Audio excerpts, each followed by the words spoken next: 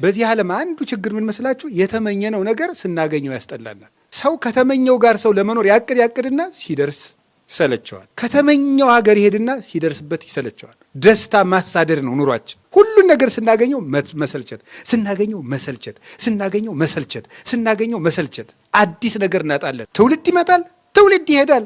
ከፀሐይ በታች ምንም አዲስ ነገር የለም። ሁሉም ነፋስን እንደመከተል ነው። መንግስተ ሰማያት ግን እማያልቅ ደስታ ነው። በጣም ውብ ነገር አይታችሁ ተመኝታችሁ አታውቁም? የኔ በሆነ እንደው ይሄ የኔ በሆነ ብላችሁ በቃ እሱ ያያችሁት ነገር ራሱ ከንቱ ነው። እሺ በጣም ድንቅ የሆነ ነገር ሰምታችሁ የኔ በሆነ ብላችኋል፣ እሱም አይመጥንም ነው። እንዲው ይሄ ነገር እንዲው የኔ ቢሆን ብላችሁ ተመኝታችኋል፣ እሱም ቀላል ነው። በቃ ከፈለጋችሁ በአጠቃላይ የሰባቱ አህጉር በሙሉ የኔ ቢሆን በሉ። ይሄም ሐሳብ በጣም ጥቂት ነው። እና እንዴት ነው ሲባል በቃ ልብ አያስበውም። ልብ ማሰብ አይችልም የመንግስተ ሰማያትን ደስታ። መንግስተ ሰማያት እንዴት ያለች ናት ብዬ ለመንገር እኔ መንግስተ ሰማያትን ማየት አለብኝ አለ ቅዱስ ዮሐንስ አፈወርቅ። ያላየሁት እንዴት ብዬ ለምነግር? የአባታችን የክርስቶስ እጁ ሰፊ ነው። ለማጥገብ በ5 እንጀራ 5000 ሰው ያጠገበበት፣ ኃጣንን ሁሉ የሚቀበልበት ምሕረቱ ሰፊ ነው በእውነቱ።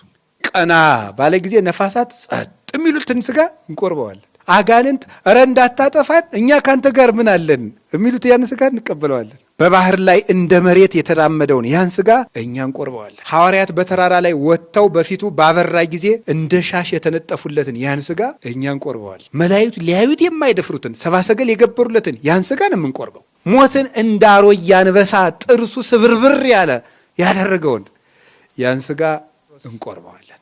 ይሄ ስጋ የእናቱን ማኅተመ ድንግልናዋን ሳይፈታ መቃብር ሳይከፍት የወጣ በተዘጋ ቤት ሳይከፍት የገባ ሞትን ያሰረ አጋንንትን የቀጠቀጠ በክብር ያረገ መላእክት የሚሰግዱለት አብ የመሰከረለት ከአብ ጋር በክብር አንድ ለመሆን የበቃ ይሄ ስጋ ነው የሚመጣው። በምጽአት ቀን ክርስቶስ የሚፈርድበት ትልቁ ርዕሰ ጉዳይ